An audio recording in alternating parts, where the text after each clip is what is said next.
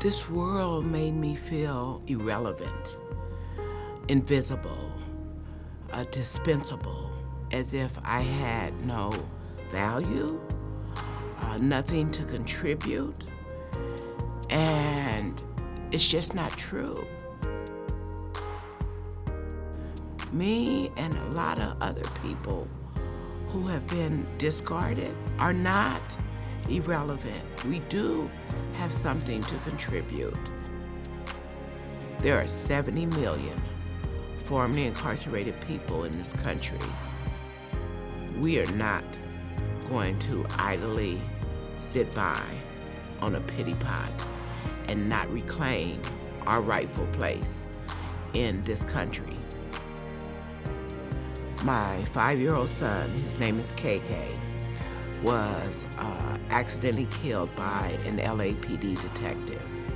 The pain of losing my son and the rage of a police officer that never ever even got out of his car, and a police department that never ever acknowledged that their detective had, killed my son. Be it accidental, it didn't matter.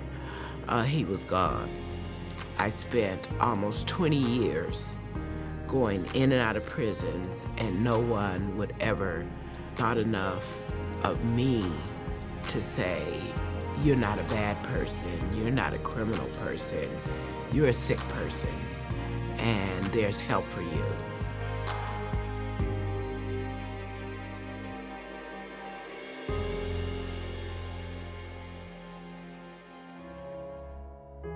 I found a place that treated me with dignity, with respect, and there in Santa Monica, I got drug treatment.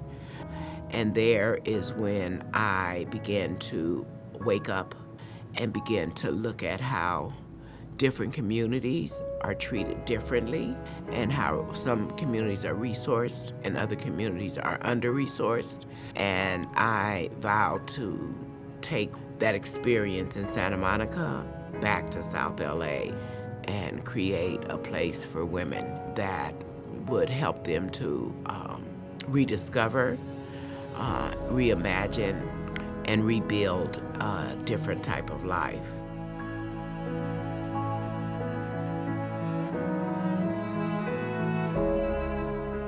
Within the first year of developing a new way of life, I realized that a house was not enough, that there was rampant discrimination and blatant disregard for people who were struggling to rebuild their lives, who had great potential. That's when I began the advocacy part of the organization.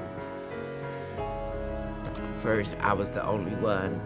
Now there's a team of us fighting for the rights of women who've lost their children to get their children back, rights to vote, jury rights, rights to jobs, rights to housing. We say, time done. The punishment must end.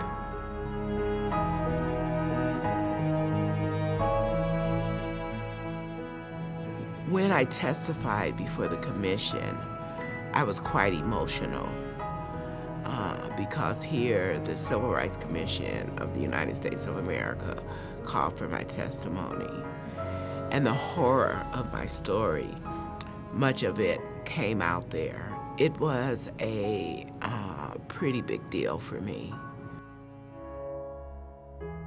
I listened to testimony from wardens of prisons, to the researchers, to the academics, other formerly incarcerated women like me. I was especially delighted that they were looking at women, which in the conversation of mass incarceration, women aren't talked about a lot.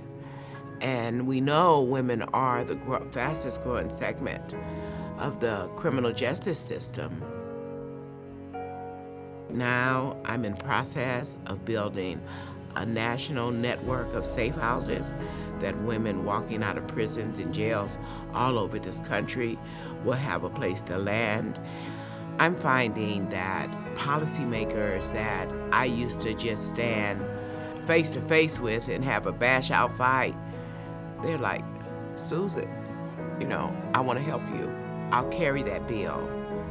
I'll work on behalf. I get it now. My mother and father left Texas running from the terror of the South, and they landed in a housing project looking for the promise of this country.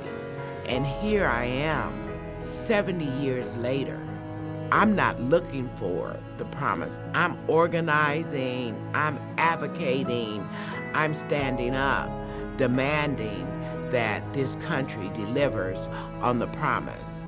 And the Civil Rights Commission is a part of holding up the opportunity, the laws, and the protections for the promise of this country.